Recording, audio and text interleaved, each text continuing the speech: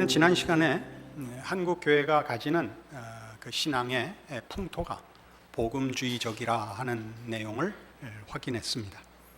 복음주의는 그 신학적 뿌리를 종교 개혁으로 삼고 있고, 신앙적인 내용을 교회사 안에 나타난 경건주의, 청교도 운동, 경건주의 운동, 부흥주의 운동 등의 그 전통을 가지고 있다 하는 말씀을 드렸습니다.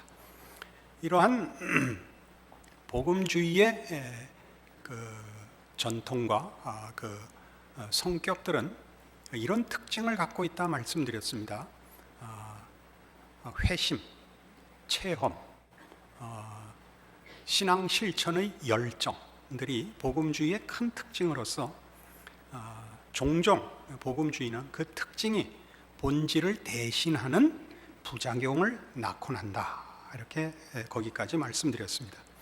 그래서 그 부작용이 구체적으로 어떤 식으로 나타나는가를 우리 한국교회가 지금 가지고 있는 현실과 우리 모든 한국교회에 속한 성도들이 느끼는 것들을 이런 내용 속에서 확인해 볼 수 있으리라고 이 시간 생각합니다.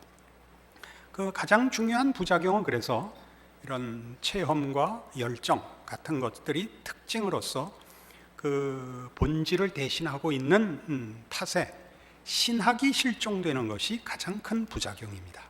신학이 실종된다는 것은 우리가 믿는 내용을 전체적으로 이해하고 소유하는 종합적이고 총체적인 이해보다는 체험하고 본인이 그 관심을 갖고 있는 부분에만 치중해서 전체 내용과 균형, 조화 이런 데 대한 약점을 드러내곤 합니다. 그래서 이 신학의 실종은 아주 한국교회에 커다란 문제를 만들어낼 것이고 이미 그런 부작용들이 이곳저곳에서 나타나곤 합니다. 우리가 한 사람의 신앙을 점검할 때나 어느 한 교회의 신앙을 점검할 때도 우리는 신학적이기보다는 열심히 있잖아, 뜨겁잖아 라는 잣대들을 더 먼저 사용한다는 것을 여러분 기억하셔야 됩니다. 그러니까 같은 신앙 고백을 해도 내가 믿는다든가 성경 말씀을 내가 신앙 고백으로 가진다라고 할 때 그 목소리가 떨리고 이 얼굴이 변해야 믿지, 그냥 말을 하면 통 믿어주지 않는 우리의 전통이 되고 말았습니다. 이런 것들이 말하자면 이런 신학 실종을 가져오곤 합니다. 이런 신학의 실종은 복음주의가 가지는 특징 때문인데 몇 가지 나열을 하면 이렇습니다. 믿음의 초점이 하나님으로부터 개인으로 옮겨집니다. 주관주의적이 됩니다. 이런 탓에 그 심리주의적 설교가 대종을 이루게 됩니다. 심리주의적인 설교가 그리고 실용주의적인 강조들이 난무하게 되고 문화에 대한 명쾌한 분석이나 또는 생각하는 그런 풍토들은 없어집니다. 이렇게 단순화되고 원색화되고 경직되는 부작용을 가지기 때문에 신앙을 논할 때 신학적인 사고를 가지는 총체적이고 질서와 조화와 균형을 따지는 문제들은 늘 그 복음주의적 특성상 홀대받게 되곤 합니다. 예를 들면 이런 겁니다. 그 복음에 대한 감격과 그 열정을 가지고 신학교에 오는 신학생들이 많습니다. 복음에 대한 그 열정이 하나님의 종으로서 자신의 생애를 바치겠다는 결심을 만들어냈을 것입니다. 신학교에 오면 이런 말하자면 뭐라 그러나요? 그런 소문이 있습니다. 신학을 하면 신앙을 잃는다라는 말이 있습니다. 신학교에만 있는 약간 자조적인 말일 수 있는데, 왜냐하면 3년 다니는 신학교 공부 생활 동안 성경 한번 제대로 볼 틈이 없이 그 헬라어 배우고 히브리어 배우고 조직 신학하고 자유주의 신학 비판하고 하느라고 한 번도 감격적인 순간을 못 가진다, 그런 뜻입니다. 그러나 바로 이 표현이야말로 복음주의가 가지는 그 특징상 언제나 결함으로 드러날 수 있는 본질을 잘 규명한 표현한 내용일 것입니다. 왜냐하면 신학이라는 것은 내가 좋아하는 것, 내가 감격하는 것으로만 그 내용이 되어 있는 것이 아니라 내가 관심이 없고 모르고 또 구차는 것까지 다 배우는 것이 신학입니다. 그러니까 우리가 우리의 신앙에서 회심과 전도만이 아니고 예를 들면 변증 또는 논쟁거리들, 신학적 논쟁거리들까지 배워야 됩니다. 그게 우리가 믿는 신앙의 총체적인 내용들입니다. 그러니까 그런 것이 언제나 감격과 열심으로 동의한 내용으로 축소되니까 신학은 재미없는 것이라는 표현이 나오게 되고 신학이 무슨 소용이 있어? 라는 표현으로까지 이어지는 현실이 됐습니다.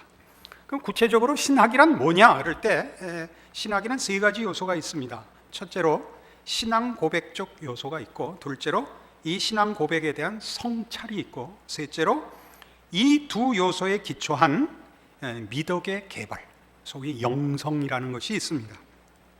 신앙 고백이라는 것은 첫 번째 신학의 첫 번째 요소인 신앙 고백이란 교회가 믿는 내용으로 교리에 농축되어 있는 것들입니다. 우리 말하자면 유일하신 하나님을 믿는다, 유일하신 구원자 예수를 믿는다, 이런 신앙 고백들입니다. 이 권위적인 진리가, 이 권위적이라는 것은 이것은 사람들의 합의나 무슨 논의에 의해서 결의된 것이 아니라 하나님으로부터 주어진 계시에 의하여 또 그 명령과 약속에 의하여 교회에 허락된 것입니다. 이 권위적인 진리가 기독교 생활과 실천의 중심입니다. 권위적입니다. 내가 합의하느냐 안 하느냐는 믿음을 가질 것이냐 말 것이냐의 문제이지, 믿음의 내용은 말하자면 성경에 기록된 대로 하나님께서 요구하신 대로이지 우리와 합의하는 것이 아닙니다.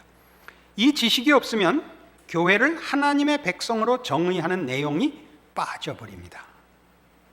이 교리가 없다면, 이 신앙 고백이 성경에 기록된 것으로 하나님이 주신 권위적인 내용이 없다면, 우리가 신앙으로 고백해야 되는 것이 없다면 교회라는 것은 하나님의 백성일 수가 없게 됩니다.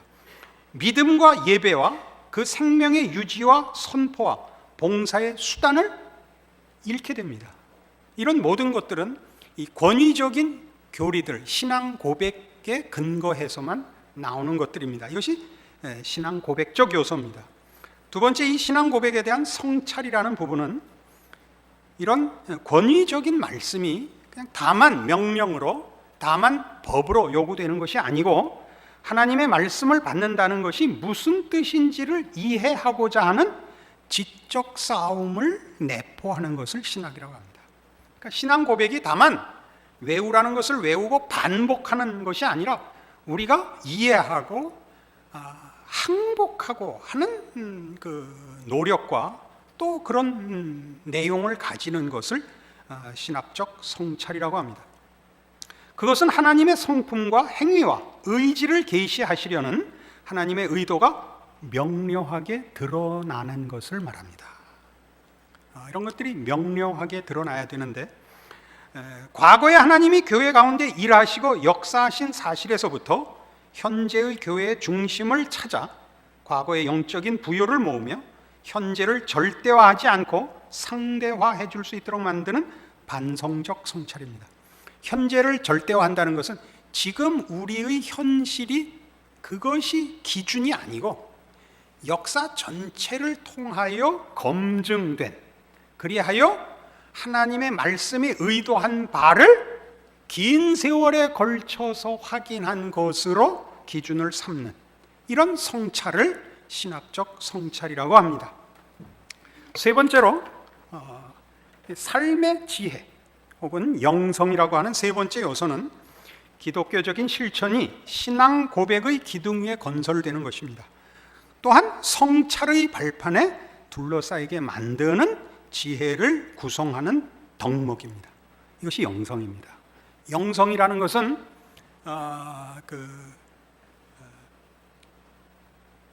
세속적인 것에서부터 구별한다고 해서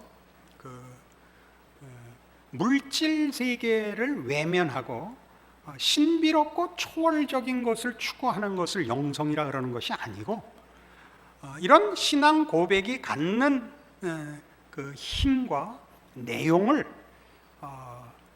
우리의 존재와 생애에 또는 우리가 사는 세상에 담아내는 지혜와 실력을 영성이라고 합니다.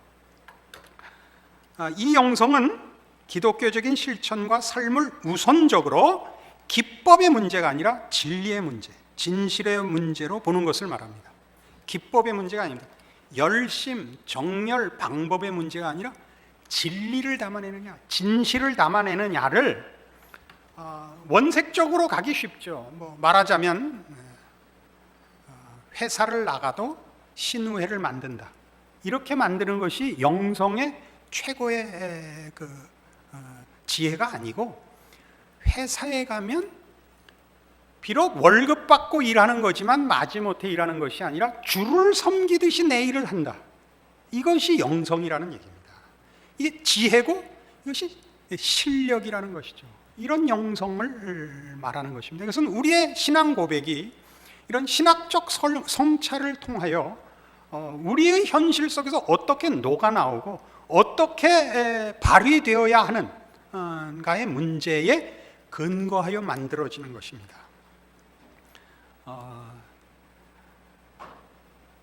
생각과 실천이 연합하는 그런 것을 영성이라고 합니다.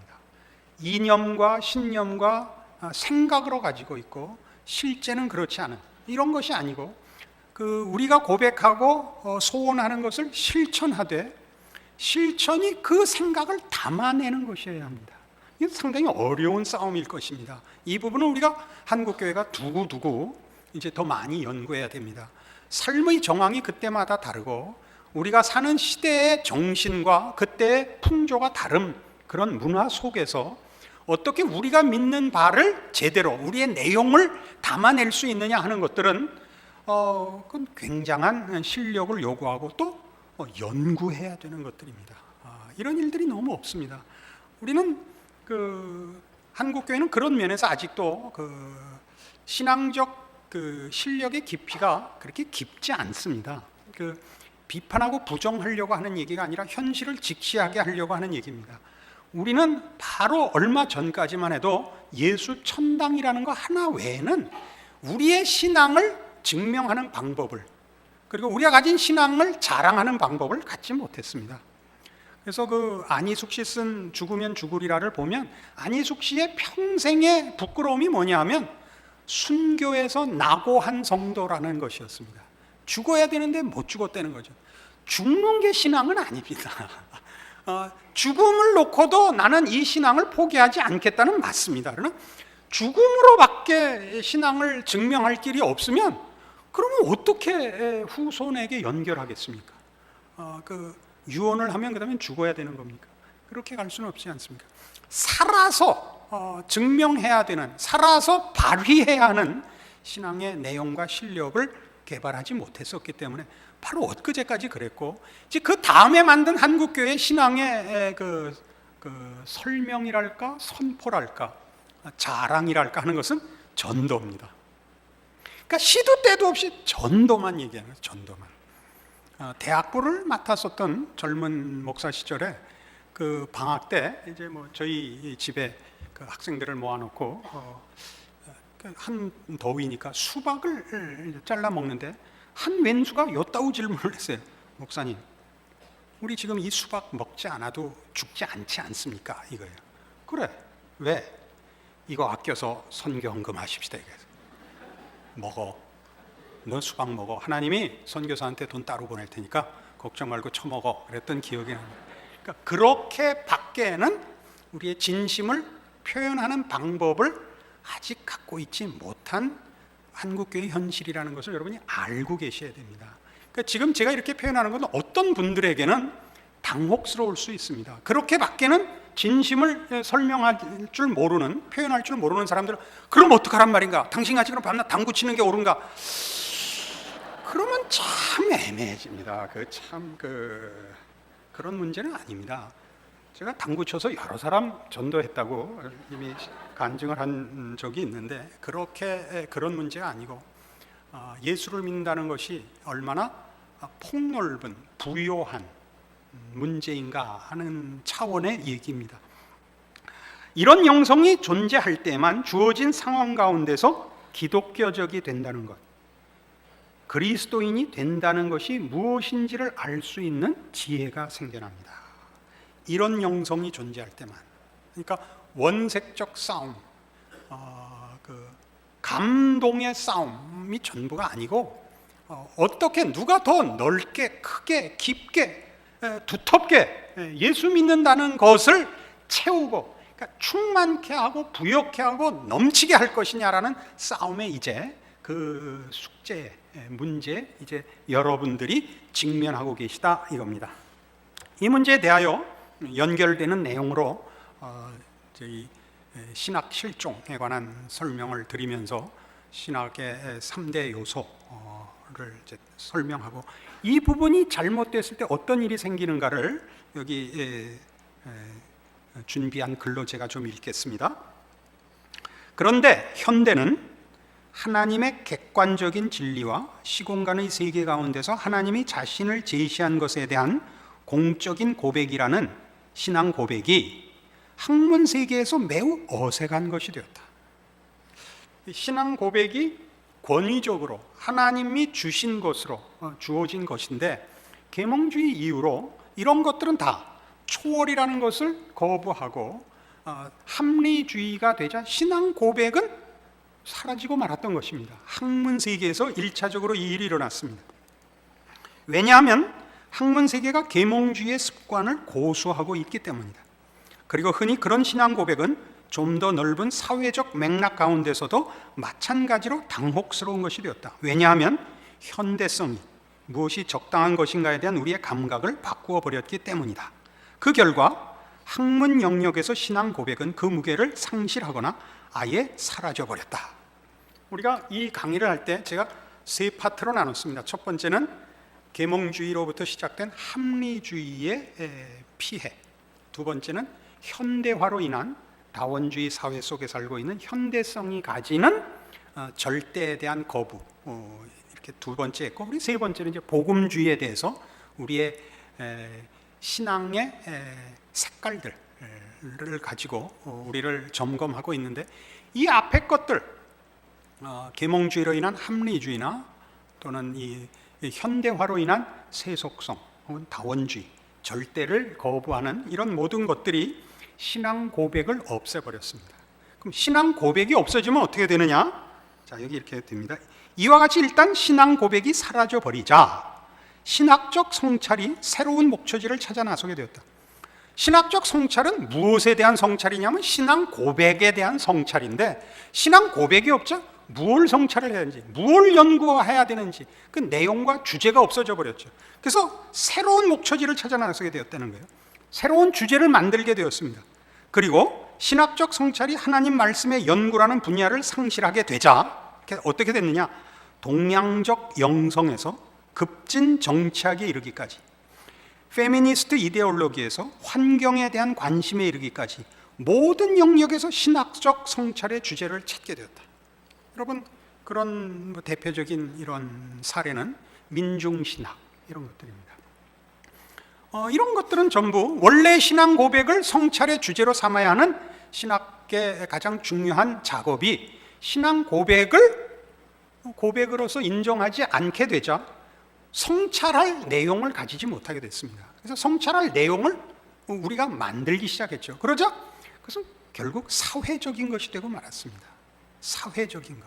그러니까 사회 안에 일어나는 모든, 하다못해 환경, 계급, 인종, 이런 것들이 신학적 주제가 되고 말았다고요. 참으로 무서운 일이죠. 그래서 신앙 고백이 사라진다는 건 참으로 무섭습니다. 더욱이 계급적인 관심사가 교회와 학문 세계에 끼어들어서 그 간격을 벌려놓았다. 그 결과 신앙 고백의 실천에 대한 책임과 그 토대를 잃어버린 학문 세계에서의 신학적 성찰은 그들 사이의 내적인 대화를 그 바깥에 있는 사람으로서는 도저히 이해할 수 없는 특별한 관심을 가진 사람들의 작은 세계에 맡기게 되었다. 그러니까 인생을 설명하고 인간을 설명하고 역사를 설명하고 하는 우리 삶의 전 영역을 담아내야 할 신학이 또는 신앙이 이제는 조그마한 주제들로 스스로 그 책임의 한계를 좁혀서 노동운동 같은 데가 있는 거죠. 필요합니다. 그러나 그것이 신학이 해야 할 중심된 내용은 아닙니다. 그러니까 글쎄요, 굉장히 어려운 내용인데 무슨 어디였죠? 그 미 공군 연습장 노근리였네? 정확히 이름이 모르겠는데 그거 가서 뭐 미군 부대 이전해라, 뭐 미군 철수해라 이런 것들은 신학의 주제가 아닙니다. 그건 신앙 고백이 아닙니다. 그 내용은 미국 편을 들 것이냐 말 것이냐는 신앙 고백에 들어있질 않습니다. 그러나 이런 것들이 어떤 신학적인 전통 속에서는 그것이 주제가 되어 있습니다. 왜 그렇죠? 전통적인 신앙 고백이 거부되자 그런 것들로 신학의 주제를 삼게 된 것입니다. 그리고 교회는 어떻게 됐느냐면 심리치유의 시대가 가져온 만병통치약이 신앙 고백을 대신하게 되었습니다. 심리치료, 설교가 심리학화되면서 기독교 신앙의 의미는 개인화되기 시작했다. 단 한 차례의 일격에 신앙 고백은 빠져버리고 신학적 성찰은 주로 한 개인의 자아에 대한 생각으로 축소되었다. 그러니까 신앙 고백은 전부 뭐가 됐다고? 주관주의가 되고 개인 체험이 되고 개인의 기호와 관심사로 축소되고 말았습니다. 하나님의 일하심 속으로 부름을 받아서 모든 신앙 고백이 하나님을 알고 예수 그리스도 안에서 동일해지는 신앙 고백은 없어지고 각자의 신앙 고백들이 남게 되었습니다. 그리고 모두가 원하는 그냥 쉽게 복받아라가 되고 말았죠. 나중에 또 따져보겠습니다만 그래서 복은 각각 다른 겁니다. 어떤 사람한테는 건강이고 어떤 사람에게는 성공이고 어떤 사람에게는 뭐 이빨 낳는 거고 실제로 뭐죠? 산프라치가 금리빨이 된다까지 나오지 않았습니다. 이런 어처구니 없는 데까지 나오는 것이 그 괜히 나온 것이 아닙니다. 한국교회도 신학이 실종되고 있기 때문입니다. 그리하여 목회자는 오늘날 현대성이 존경하고 사모하는 바를 구현하고자 애쓰고 있습니다. 현대성이 존경하고 사모하는 그게 뭐냐? 이 문화가 가장 찬탄하는 두 가지 유형, 즉 경영자와 심리학자 유형에 비추어서 목회 사역을 재정의하고 있습니다. 경영자요, 심리학자가 되고 말았습니다. 목사들은 다 죽여버려야 됩니다. 다 죽여야 되는데 하나님 하시는 일은 알 수가 없습니다. 원래부터 괜찮은 사람은 없습니다. 이런 과정을 거쳐서 나중에 훌륭해질 수 있기 때문에 우리는 오늘 심판의 칼을 빼서는 안 됩니다. 저도 옛날을 돌아보면 잘했다는 생각은 거의 안 들고 창피하다는 생각은 참 많이 듭니다. 그러니까 우리가 이게 쉽게 할 얘기는 아닙니다. 그러나 이런 걸 정리하고 이해하지 않고 크는 것은 안 되며 또 어쨌든 지금 당장은 어떤 분들에게는 이것이 공격하는 것이 될 수 있을지 몰라도 어쨌든 해야 되는 말이고 한국교회와 성도 여러분들을 위해서 꼭 가르쳐야 하는 내용입니다. 신앙의 실천이 무엇을 의미해야 하는지를 정의하고 그 내용을 규제함에 있어서 이 현대적 지혜가 신앙 고백을 대신하게 되고 하나님 말씀의 진리를 현대 생활의 과정에 연결하는 힘든 작업이 좌절되자 신학은 다시 한번 위기를 맞이했다. 그리하여 신학에 남은 것은 모두 과거의 지혜가 남긴 빈 껍데기뿐이다. 이것이 바로 신학의 축소 과정이다. 학문 세계에서는 성찰에 대한 신학의 의미가 축소되었으며 복음주의 교회에서는 실천에 대한 신학적 의미가 축소되었다. 성찰에서는 성찰할 신앙 고백이 없어졌고 교회에서는 실천이라는 것이 그 고백한 내용으로의 실천이 아니라 각자 자기 만족을 위한 실천밖에 남는 것이 없게 됐습니다. 그 얼마나 크게 이 부작용이 드러나고 있는가를 아신다면 사실은 말이죠, 그 겁이 납니다. 이래갖고 정말 한국 교회가 다음 30년 내에 남아날까 그런 생각이 납니다. 그러나 어느 세대나 어느 시대나 사실 기독교는 좋았던 적이 없습니다. 교회사를 보면 늘 이번 시대엔 망하는구나, 그런 속에서 하나님이 개입하셔서 교회를, 그 신앙 고백을 존속시킨다는 사실을 알게 됩니다. 그래서 이런 강의를 하지만 무슨 이제 마지막 남은 엘리야 같은 심정으로 하는 것은 아닙니다. 7천 명이 남아 있는 것을 믿습니다. 그건 하나님이 하십니다. 그러나 좀 더 부요한 그리고 올바른 신앙과 실천과 그 내용을 소유하기 위해서 필요한 작업이라, 이렇게 다시 한번 확인하면서 이 내용을 나누고 있습니다. 다시 말해서 기독교가 그 고백에서 실천에 이르는 과정, 실천이라는 건 아까 영성이라고 그랬습니다. 영성이라는 건 우리가 하는 고백이 이 나의 삶의 환경 속에서 어떤 모습과 방법으로 그 내용을, 그 본질을 드러낼 수 있는가에 관한 문제였습니다. 가장 중요한 성찰마저 무너지게 된 겁니다. 그러니까 성찰은 뭐에서 무너졌죠? 고백에서 무너졌죠. 성찰할 신앙 고백이 무너지자 신학적 성찰이라는 것은 필요 없는 주제들을 찾아 나설 수밖에 없는데, 이 성찰이 결국 그 정당한 신앙 고백을 재료로 하여 성찰을 하지 못하니까 뭐가 없어진다고요? 영성이라는 건 찾을 수 없게 됐다, 이런 얘기입니다. 이런 성찰이 무너지자 고백은 가장 원색적이고 경직된 형태로만 존재하게 됩니다. 그러니까 한국교회의 신앙 고백과 그 신앙 실천, 영성을 보시면 가장 원색적이고 경직되게 남습니다. 그러니까 늘 묻지만, 말씀드리지만, 구원 확신이 있는가? 이것밖에는 물을 줄 모르고, 제가 이제 목사라 그러면 그 교회는 선교사를 몇 명 파견했는가? 선교 헌금을 얼마나 1년 예산에 넣는가? 이렇게밖에는 물을 줄을 모릅니다.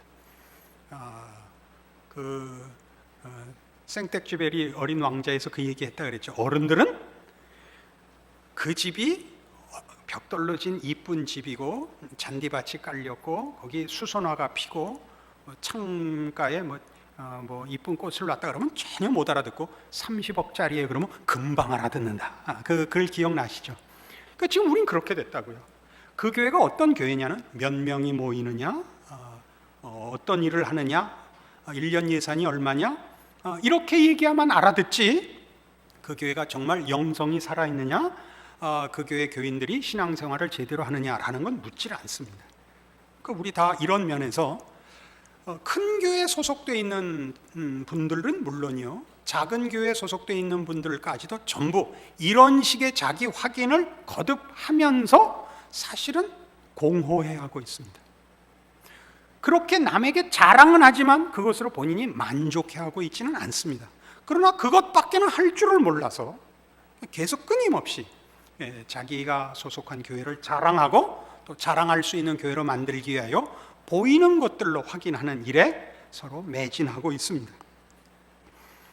복음주의가 신학 성찰의 현학성, 여기서 말하는 현학성이라는 건 이론으로만 빠지는 것을 말합니다. 학문은 늘 이런 또 부작용을 가집니다.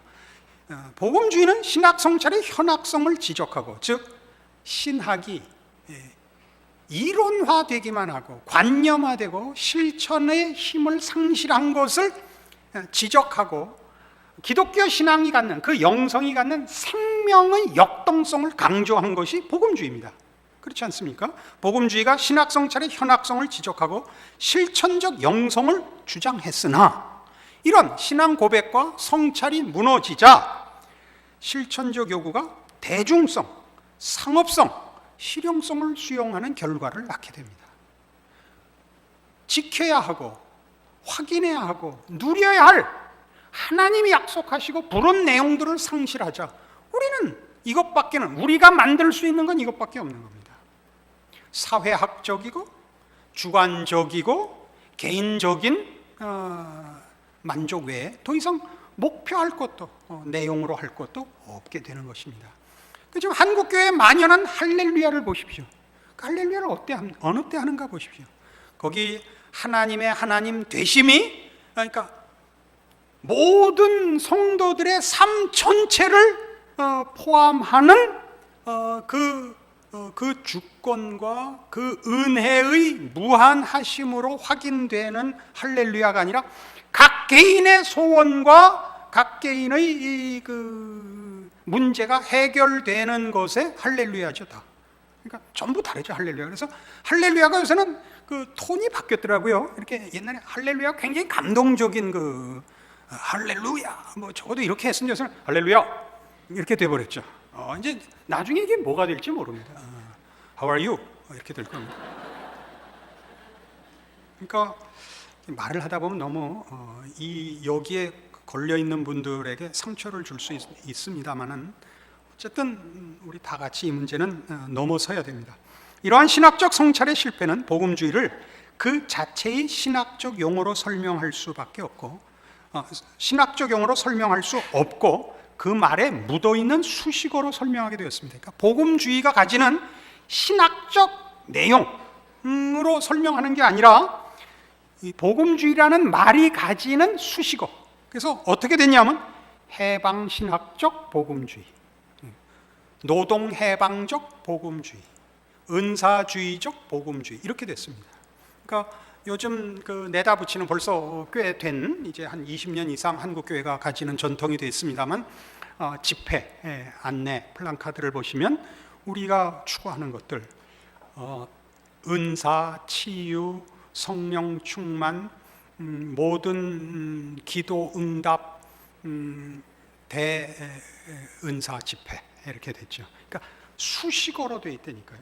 본질은 없어졌어요. 본질은 없어져서 1차적으로 우리 입맛에 맞는데 영혼 깊은 만족이 없다니까요.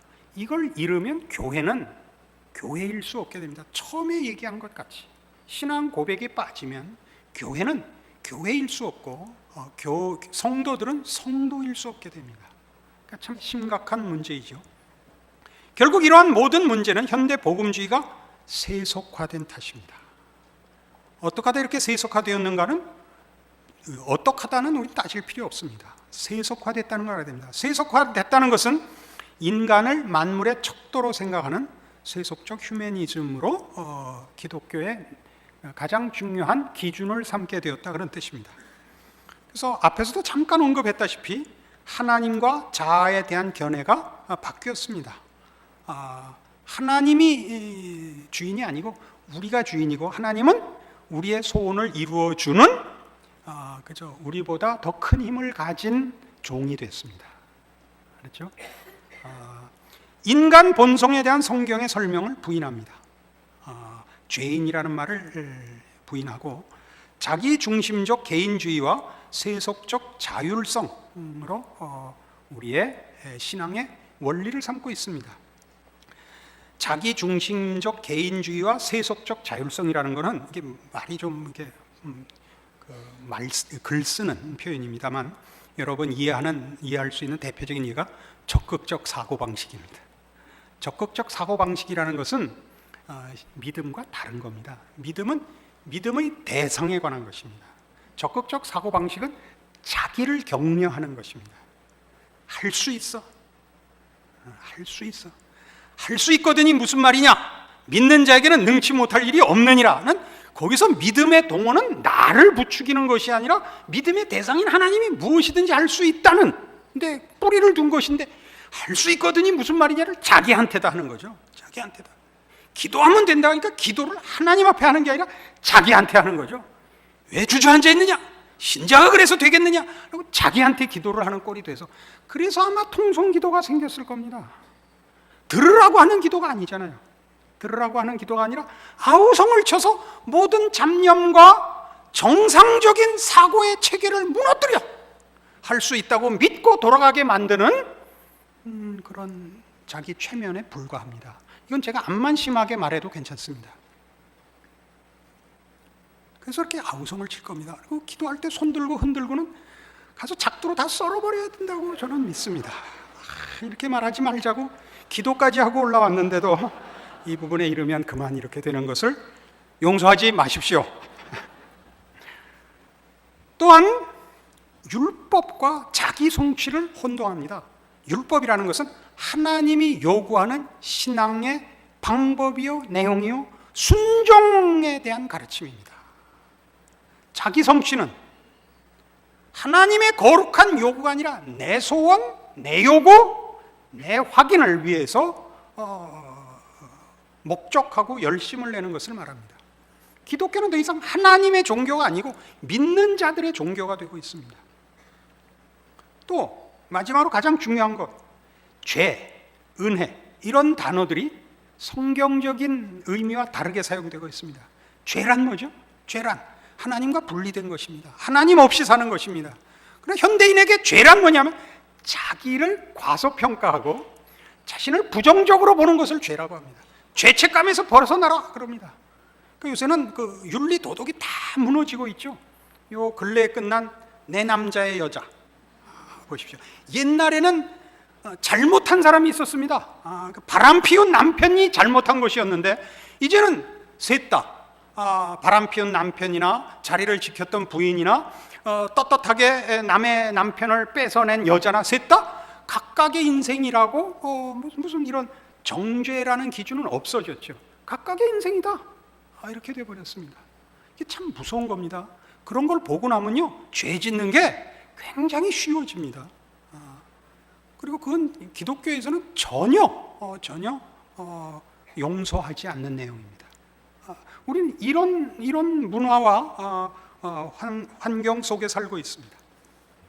그래서 결국 한국 복음주의를 논하자면 이제 우리는 이 시점에 이릅니다. 이 신학의 실종은 다만 한 전문 분야의 잘못도 아니고 무슨 목회자 자신의만의 문제가 아니고 한국 교회가 짚고 넘어가야 할, 어쩌면 복음주의가 그 정당한 길을 걷기 위해서 늘 경계하고 조심해야 되는 부분에 관한 것인데, 그걸 다른게 표현하자면 이렇게 됩니다. 그 정체성의 위기를 맞고 있습니다. 복음주의란 정당한 것이고 가장 괜찮은 우리 기독교 신앙의 한 모습입니다. 그 기독교 신앙에 여러 모습이 있습니다.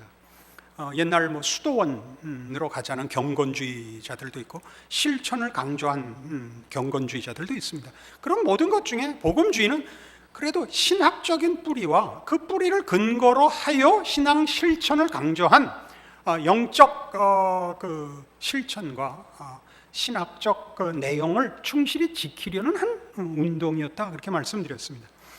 그럼에도 불구하고 거듭 강조하지만 그 특징들이 본질을 대신하는 부작용은 늘 경계해야 되고, 아차 하면 이미 걷잡을 수 없는 부작용의 자리에 온다 이 얘기를 하는 중입니다.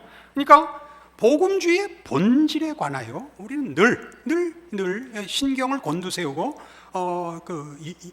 관심을 가지고 애써서 지켜내야 합니다.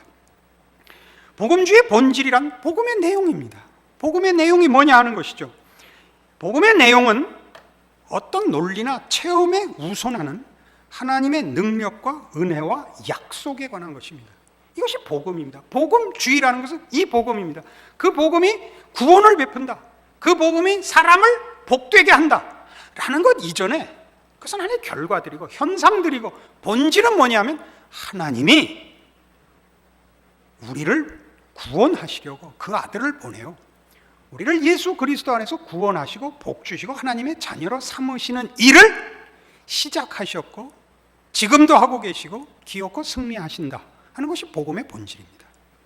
이 내용이 놓쳐지면 안 됩니다. 이 내용 속에는 뭐가 있냐면 하나님이 누구신가와 우리의 현실이 무엇인가가 있습니다. 이걸 놓치면 어디로 간다고요? 아까도 했다시피 신학 성찰이, 신앙 고백이 무너지자 주제를 뭘로 삼았다고요? 사회학적인 것으로 삼을 수밖에 없었다고요. 그리고 개인적으로 그것은 심리적이고 현실적인 것이 되고 만다고요. 이리 가면 안 됩니다. 물론 그것을 하나님이 들어주십니다. 우리의 현실적인 필요들에 대한 기도에 대해서도 하나님이 응답하십니다. 그러나 그것이 복음의 본질이거나 신앙의 가장 중요한 내용인 것은 아닙니다. 우리가 신자로서 하나님 앞에 우리의 필요와 우리의 가는 길에 대한 보호와 인도와 간섭과 은혜와 능력을 요구하고 응답받는 것은 당연한 것입니다. 그러나 그것이 신학의 본질은 아닙니다. 그 본질에서는 하나님은 우리를 사랑하신다. 하나님의 성도가 되면 하나님의 인도하심과 보호하심을 받는다로 자리매김하고 있는 것이지, 내가 얻은 복을 너도 얻어라, 내가 한 경험을 너도 경험해라가 복음주의의 본질이 되어서는 안 된다 이겁니다. 복음의 복음된 내용의 확보는 신학에 관한 것이며, 이 내용이 각 개인 영혼에 확인되는 것이 은혜며 신앙일 것입니다. 그러나 이 복음의 내용에 대한 개인의 확인이 복음의 근거가 아니고 증거요 결실임을 알고 나 자신의 감격과 헌신 위에 복음이 성립하는 게 아니라 하나님의 은혜로우심과 신실하심 위에 복음이 성립함을 확보해야 합니다. 무슨 말인지 아시겠죠? 우리가 한 경험은 신학의 전체 내용 중에 어느 한 부분일 것입니다. 우리가 경험한 것은, 경험한 것이 전부라 그러지 말란 말이죠. 경험함으로써 경험하지 않은 성경에 약속된 모든 복음의 내용들, 하나님의 약속의 내용들 모두를 소유하는 신학적 성찰을 가지셔야 된다고요. 여러분이 실제로 신학적 성찰을 할 필요는 없습니다. 그런 지도자의 가르침을 따라 그 모두를 소유하셔야 됩니다. 대표적인 예를 들어보십시다. 마태복음 16장 16절에 나오는 베드로의 고백을 보십시오. 주는 그리스도시요 살아계신 하나님의 아들이십니다. 예수님께서 칭찬하시죠. 바요나 시몬아 네가 복이 있도다. 이를 알게 하니는 하늘에 계신 내 아버지시니라. 그래서 어떻게 이 반석에 내가 교회를 세우노라. 천국 열쇠를 네게 주리니 너희가 매면 하늘에서도 매이고 너희가 풀면 하늘에서도 풀리리라. 그리고 음부의 권세가 이기지 못하리라 합니다. 이것은 베드로의 신앙 고백의 열정 위에 선다는 뜻이 아니라 고백의 내용, 주는 구원자이시며 하나님이신 사실 위에 교회가 섭니다. 우리는 바로 여기서 틀리는 것이죠. 베드로의 신앙 고백 위에 섰다고 할 때는 우리는 베드로가 이렇게 주먹을 쥐고 혈서를 쓰면서 주는 그리스도시요 살아계신 하나님의 아들이십니다 라고 한 그 열정 위라고 대부분 생각을 합니다. 밖에 나가서 이 열심히 있는 성도들에게 물어보십시오. 이 위에, 그러니까 전부 옛날부터 무슨 기도를 했냐면 이 나라를 제게 주십시오, 세계를 제게 주십시오. 이 한국교회 그 열심히 있는 성도들의 기도였다고요. 그건 말이죠, 굉장히 위험한 기도입니다. 그거는 왜 위험하냐면 무식하면서 힘을 가지면 굉장히 위험하기 때문입니다. 무식할 때는 무능해야 됩니다. 그러면 무해한데 무식하면서 유능하면 많이 유해합니다. 맞습니까? 안 맞습니까? 이건 우리 역사를 통해서 아는 내용입니다. 이러한 신학적 토대 위에 복음주의가 설 때에만 복음주의 안에 있는 여러 다양한 특징들이 질서와 조화를 이룹니다. 그땐 그게 본질의 차이가 아니라는 걸 압니다. 특징의 차이라는 걸 압니다. 누구는 믿은 기억이, 구원받은 기억이 체험으로, 사건으로 확인되어 있는 사람이 있을 것이요, 누구는 그렇지 않은데 동일한 신앙 고백을 하는 사람이 있을 수 있다는 걸 알게 되고, 동일한 신앙 고백 위에서 하나님이 어떻게 한 사람을 항복시키는 과정이 다르며, 또 한 신앙 고백 속에서 어떻게 국산사자 은미체를 가르치게 하는가를 알게 됩니다. 국어 가르치면 모두 국어 가르치자 그러고, 산수 가르치면 모두 산수 가르치자 그러고, 그거 모르면 사람 아니라 그러고 하는 일들은 그것이 유일한 본질이라고 믿고 있기 때문에 특징을 본질화함으로써 자기네와 동일한 특징을 가지지 않으면 아니라 그러는 싸움이 일어납니다. 그래서 우리 지난 시간에 했다시피 자꾸 분파주의가 된다 그랬죠. 이 부작용이. 그래서 복음주의의 주관적 열정과 특징이 토대가 되면 우리의 다양함과 풍성함이 무질서와 혼란과 대립을 낳을 것입니다. 이거 한국교회가 한번 생각해 볼 문제라고 생각합니다. 교회란 기독교 신앙의 정수를 담은 공동체입니다. 교회는 주의 몸이며 새로운 피조물이며 주님의 충만으로 존재하는 신비입니다. 교회는 참 신비로운 존재입니다. 따라서 교회의 가장 근본적 자기 활동은 경배와 찬양입니다. 다시 얘기해서 예배입니다. 교회의 가장 본질적이고 근본적인 자기 활동이 예배라는 것은 교회라는 것의 성립, 그리고 교회의 정체성의 본질이 하나님의 하나님 되심 위에 서 있다는 뜻입니다. 하나님이 우리 인류에 대해서 가지시는 목적, 행하신, 베푸신 은혜가 교회를 낳았기 때문에 교회는 언제나 아까 복음주의의 본질을 얘기하자면 복음주의의 특징으로 설명하지 말고 복음의 본질로 들어가자 했던 것까지. 복음의 본질이 뭐였느냐? 하나님이 우리를 구원하여 자기 자녀 삼아 영광을 받으시려 한다라는 것이 복음의 본질이었듯이, 그래서 복음주의가 그 본질을 회복하고 정체성을 회복하려면 복음의 본질로 가야 하듯이, 교회의 본질이 뭐냐 할 때는 하나님께서 우리의 아버지가 되시고 우리를 자기 자녀 삼으시고 구원을 베푸사 허락하신 충만이 교회입니다. 그러니까 교회의 근본적 자기 활동은 예배입니다. 그러니까 교회는 하나님이 영광을 받으셔야 합니다. 여기서 예배는 우리가 하나님께 뭐 예물을 드리고 찬송이라는 활동으로 하나님을 치장한다는 의미가 아니라 하나님이 만드신 교회의 교회됨이 늘 확보돼야 되는 것입니다. 그러니까 달라야 되는 것입니다. 존재로서 달라야 합니다. 그러니까 교회는 근본적으로 하나님의 백성으로서 변화된 새 생명, 의와 진리의 거룩함으로 지으심을 받은 새 존재의 다름이 근본적 자기 활동입니다. 거기서부터 말하자면 무슨 활동이 나가는 것입니다. 구제, 봉사, 전도, 선교, 무슨 활동이 나가는 것입니다. 그러나 우리는 지금 활동이 본질이 됐다 이겁니다. 대표적으로 우리는 복음을 전하는 일, 전도하는 일이 그 특징이 최고의 본질이 되어서 전도가 신앙이다, 전도 안 하는 교회는 교회도 아니다까지 와 있습니다. 이것은 그렇게 주장하는 의미를 우리가 모르는 바가 아닙니다. 그건 분명히 교회가 해야 할 중요한 임무일 것입니다. 그러나 그것마저도 근본적인 교회의 자기 활동은 아닙니다. 교회란 무엇을 하기 전에 그것을 할 수 있는 존재로서의 만족과 감격과 항복이 있어야 된다 이겁니다. 그러니까 한국 교회가 이 본질을 확보하고 있지 않기 때문에 어떤 문제가 생기느냐 하면 우리의 존재로부터 흘러나가는 일이 있건 없건 존재의 확보, 그 정체성의 확인이 갖는 만족감이 있어야 되는데 우리는 일을 할 때만, 종교적 활동을 할 때만 만족과 기쁨이 있고 활동이 중단되면 존재로서의 그 내용을 확보한 존재로서의 자기 확인이 없습니다. 그래서 끊임없이 일을 시켜야 됩니다. 돌아야만 되는 팽이처럼, 돌아야만 서 있는 팽이처럼, 그러니까 돌지 않으면 쓰러지는 팽이요, 달려야만 서 있는 자전거처럼, 달리지 않으면 자전거가 넘어지는 것처럼 우리 끊임없이 교인을 돌려야 되는 겁니다. 교인 스스로도 끊임없이 일을 해야만 신자인 것 같고 신앙생활을 하는 것 같고 내비두면 어쩔 줄을 모릅니다. 어쩔 줄을 몰라요. 저희는 여름 수양회를 가면 우리는 수양회를 철저히 놀러 갑니다. 왜냐하면 평소에 하도 열심히 신앙생활을 하기 때문에 1년에 한 짧은 기간을 내서 쉬러 가고 교제하러 갑니다. 이렇게 가면요 대부분의 성도들은 어쩔 줄을 모릅니다. 그래서 이번에는 여러분이 요청을 해서 행사위원장에게 신문고를 두들겨서 이 탄원을 해왔습니다.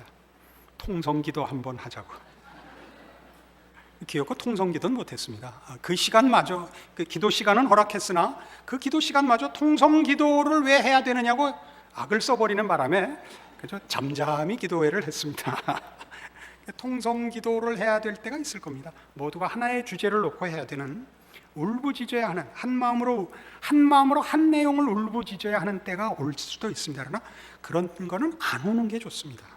그래서 뭐 국난이 닥쳤다든가 한국 교회가 이제 숨어야 된다든가 하는 절체절명의 위기에 따른 것이지 지금은 생각하고 넓히고 깊혀야 하는 때입니다. 그러니까 통성기도 하자 그러지 마십시오. 교회가 자신의 정체성을 증거할 때에만 초월과 종교적 형태로 스스로를 제한하는 우를 면하게 됩니다. 이 교회가 뭐냐, 신앙이 뭐냐 하는 것을 제대로 된 신학적 성찰로 가지고 있어야 서두에도 말씀드린 바와 같이 우리는 우리가 처한 환경 속에서, 삶의 정황 속에서 기독교 신앙을 담아내는 지혜와 실천의 실력을 기를 수 있습니다. 그런 연구와 노력이 없으면 우리는 기독교 신앙을 증거할 때 스스로 원색화되고 단순화되듯이 남에게도, 타인에게 기독교를 설명하려면 초월을 부르는 수밖에 없습니다. 다른 식으로는 설명할 길이 없기 때문에 초월을 부르게 됩니다. 초월을 부르게 된다는 거 아시겠죠? 그러니까 사소한 일에 하나님께서 직접 나타나셔서 불을 내려주시기를 바라게 됩니다. 이런 부분에 대한 성경의 가르침은 에베소서 5장에 보시면 5장 18절에 이런 유명한 말씀 있죠. 술 취하지 말라, 이는 방탕한 것이니 오직 성령의 충만을 받으라. 그래서 성령 충만은 초월적인, 내용상 초월적인 것이지만 그 성령 충만이 초월적인 사건으로 묘사되고 있지 않고 자연적인 사건, 연습하고 훈련해야 되는 것으로 묘사되어 있습니다. 집에 가셔서 에베소서 5장 전체를 읽어보시면 이 18절에 이르도록 생각하라, 분별해라, 깨어있어라, 연습해라의 반복 속에 그 결론으로 성령 충만이 등장하는 것을 보게 됩니다. 특별히 18절 자체에도 성령 충만을 뭐와 비교하느냐 하면 술 취하지 말라와 대비시키는데, 술에 취한다는 것은 방탕한 것으로 부도덕하다는 뜻이 아니라 방탕은 여기서 낭비한다는 뜻입니다. 그러니까 술에 취하면 제정신이 아니고 그때는 무슨 훈련과 분별이 불가능합니다. 그러지 않는 것으로 성령 충만이 명령되고 있다는 것 기억하셔야 됩니다.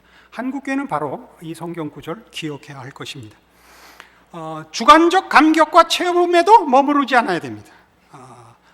주관적 감격과 체험에 머무르지 않는다는 것은 우리가 교회가 가진 올바른 정체성, 그 복음의 본질을 소유하고 있다면 우리는 우리의 감격으로 감격을 결과시키려고 그러지 않게 될 것입니다.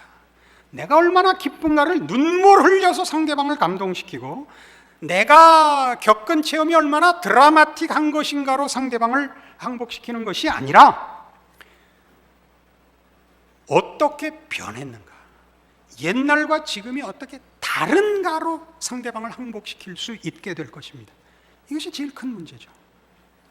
하나님 모르는 사람과 하나님의 자녀라는 이름으로 변화된 차이로 항복을 시켜야지, 내가 얼마나 큰 감격과 기쁨과 기적을 만났는가를 묘사하는 건 그거는 의미가 없습니다. 우린 자꾸 지금 그걸 하고 있죠. 그러니까 우린 자꾸 이건 용서하십시오. 그러니까 저는 사실은 월십에 대해서는 좀 부정적입니다. 왜 부정적이냐면 같은 편끼리는 되는데 아닌 사람들에게는 이건 전혀 접촉점이 없습니다. 우리가 아무리 멋진 율동과 또는 찬송을 부르고 우리가 흐느껴도 그것은 전달이 되지 않습니다. 그건 뭐와 똑같으냐면 코미디언의 첫 번째 철칙이 뭐죠? 조심해야 되는 철칙이 지가 먼저 웃으면 안 됩니다. 웃기로 나온 놈이 웃어버리면 아무도 안 웃죠. 정말 웃기는 사람은 본인은 안 웃어야죠. 상대방을 웃겨야죠. 내용으로 웃겨야죠. 지가 웃으면 막 웃고 재밌어 죽겠어 나는, 그러면 다 따라 웃나요? 한심해서 웃지. 그러니까 지금 한국 교회가 우리의 감격을, 우리의 자랑을 전달하고 싶거든 우리의 변화, 우리가 소유한 예수 그리스도, 우리가 믿는 복음의 능력의 결과를, 그 다름을 보여주셔야 합니다. 그거 한국교회는 못하고 있습니다. 순전히 명분과 열정만 있습니다. 명분과 열정만 있고 달라진 모습에서는 한국교회는 그렇게 실력 있지 않습니다. 이 문제는 비난하자고 하는 얘기가 아니고 우리의 현실을 직시하자고 하는 얘기입니다. 우리는 더 많이 연습하고 아직도 한국교회는 더 많이 커야 됩니다. 이제 우리는 초등학교 한 4학년쯤 되지 않았을까 그렇게 생각합니다. 한국교회의 그 수준이요. 그러니까 이런 내용들을 우리가 다 확인해 보면 우리는 조금 더 구체적으로 이런 한국교회의 현실, 신앙적 수준, 또 복음주의가 가진 강점들이 오히려 부작용을 낳는 문제들에 대하여 우리가 정말 그 문제점들을 확인하고 그런 차원에서 우리가 위기에 있구나라는 생각을 아니할 수가 없습니다.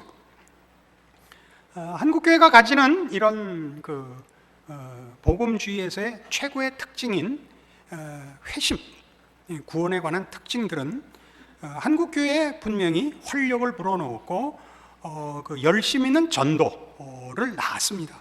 이건 100번 칭찬 들어 옳습니다. 그러나 우리가 이 부분을 신학 전체를 놓고 보자면, 그리고 신앙 실천의 전체 내용을 놓고 보자면 죄 관리의 복음이라 이렇게 얘기합니다. 죄 관리의 복음. 우익 신학, 보수 신학을 말합니다. 보수 신학의 본질이 되는 것은 개인의 구원입니다. 개인의 죄 용서입니다. 좌익 신학, 자유주의 신학의 경우에는 사회 악이나 구조 악의 제거입니다. 양쪽 다 죄밖엔 지금 다루지 못하고 있다 이겁니다. 신학적으로 전체를 놓고 볼 때 그렇습니다. 말하자면 삶과 성품의 변화라는 구속의 더 큰 내용이 사실은 어느 진영에서도 다루어지고 있지 않은 셈입니다.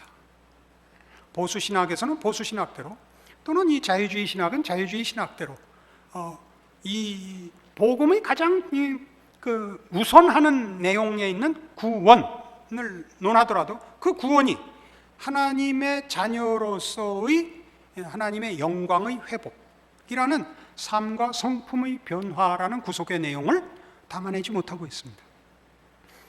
좌익과 우익의 공통점은 어느 진영도 개인의 변화에 필요한 논리적 지식과 실제 방향, 그리고 그에 부합하는 일상의 구속에 관한 일관성 있는 틀을 제시하지 못하고 있습니다.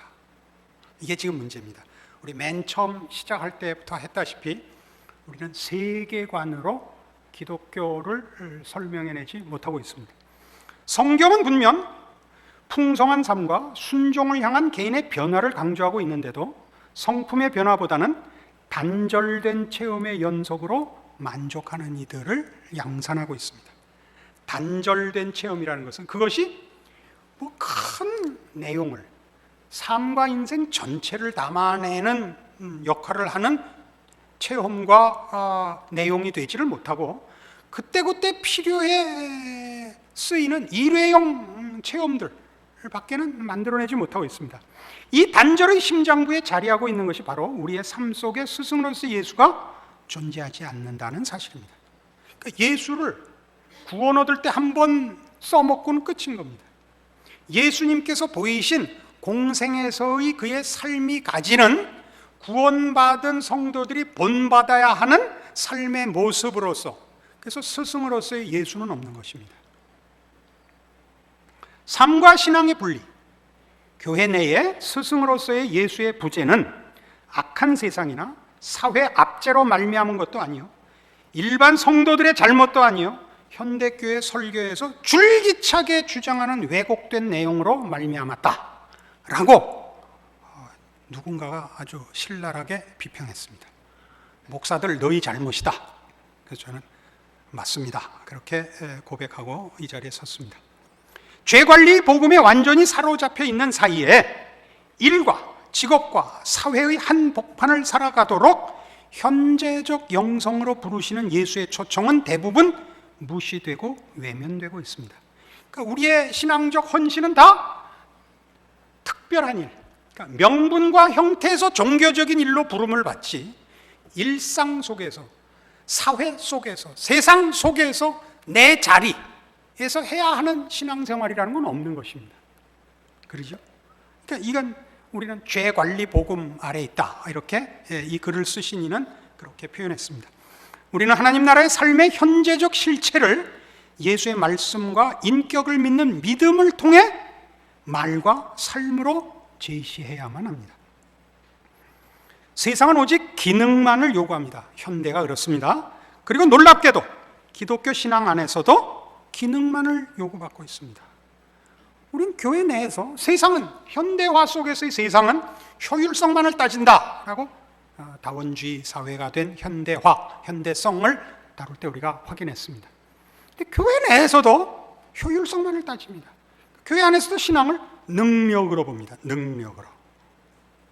그 능력은 세상적인 기준에 의한 결과를 낳는 방법입니다. 그렇지 않습니다. 신앙에서는 능력보다 순종과 인내를 앞세웁니다. 그렇죠? 말씀을 붙잡아야 되고 주의 뜻대로 따라야 하는 것이 먼저입니다. 그러나 기능화됐습니다.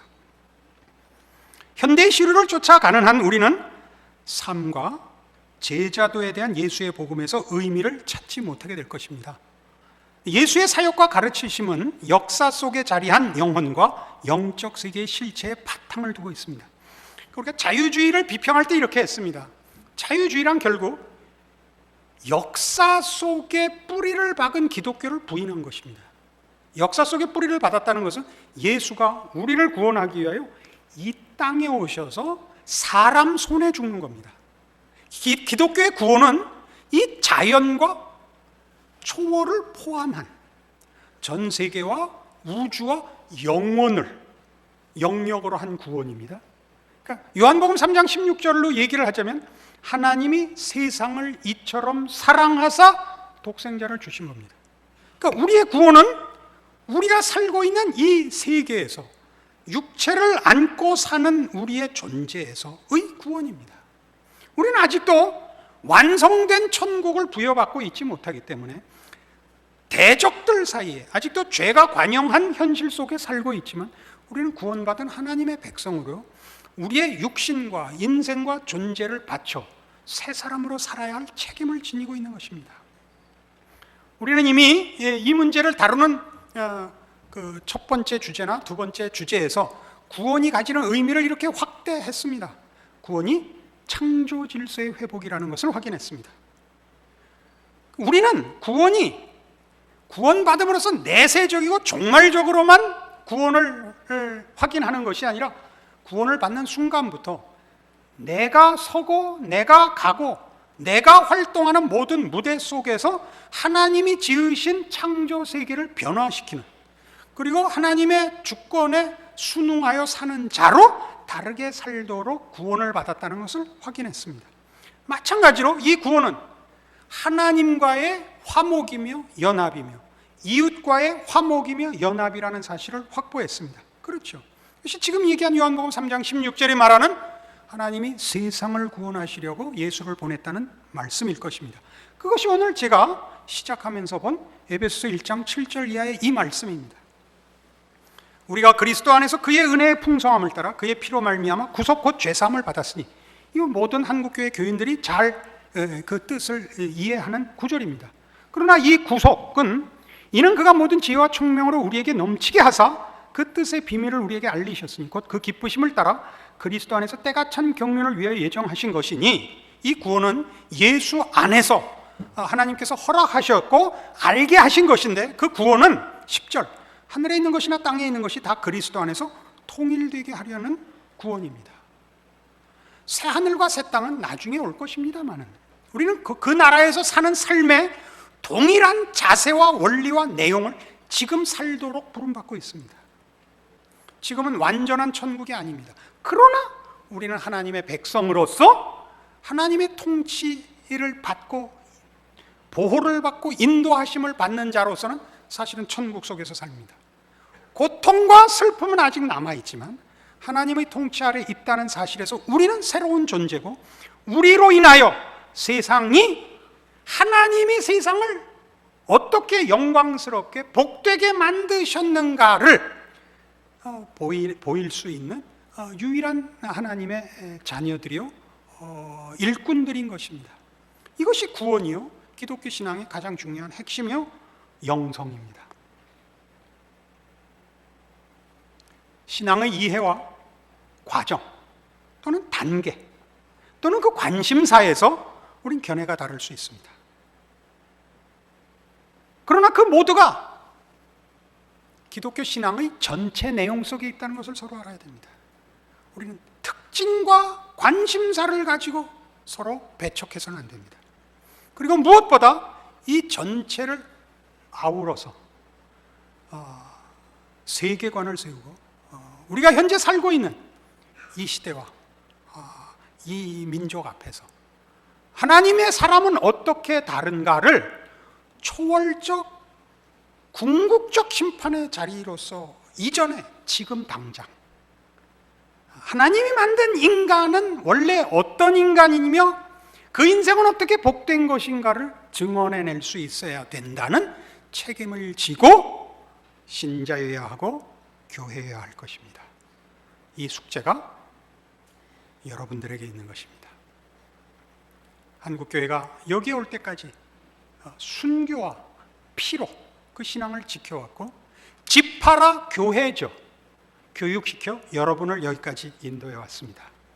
그때 이제 여러분들은 컴퓨터나 하고 그 인터넷으로 살짝 설교 듣고 땡땡이 치고 그러시면 안 됩니다.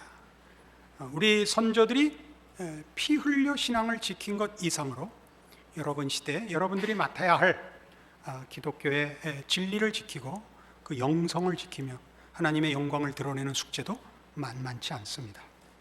이래 여러분들이 아무쪼록 하나님께서 복 주시고 시작하신 한국교회에 베푸신 은혜와 뿌리 내리신 그 복들이 더 무성해지고 충만해지는 역사가 있도록 여러분 복된 하나님의 자녀로서 훈련되고 준비하시고 기도하시기를 부탁드립니다.